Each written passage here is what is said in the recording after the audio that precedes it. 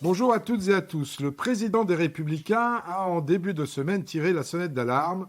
Nous empruntons le même chemin que la Grèce. Au-delà de la comparaison légèrement exagérée, M. Ciotti a raison. Oui, la dette de notre pays est un sujet de préoccupation.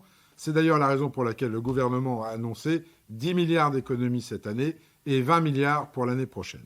En cohérence, M. Ciotti poursuit son propos en regrettant que le gouvernement n'ait pas retenu le contre-budget proposé par les Républicains qui prévoyait 25 milliards d'euros d'économies en 2024. Le problème, c'est que cette cohérence ne dépasse pas le stade de l'affichage médiatique.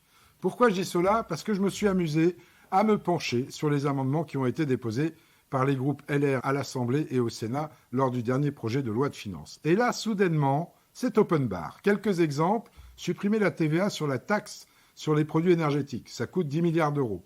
Rehausser le plafond du quotient familial, c'est 2 milliards. Mettre une TVA à 5,5 sur les opérations de rénovation pendant 2 ans, ça se chiffre à 3,7 milliards d'euros. Encore mieux, ce même Éric Ciotti proposait en septembre de baisser de 15 centimes les taxes sur l'essence, une broutille qui ne coûte pas moins de 12 milliards d'euros.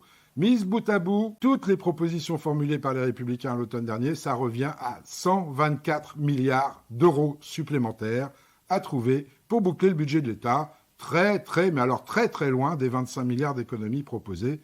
C'est ce qui s'appelle cramer la caisse. Alors moi, je veux bien travailler avec les Républicains sur l'optimisation du budget de l'État.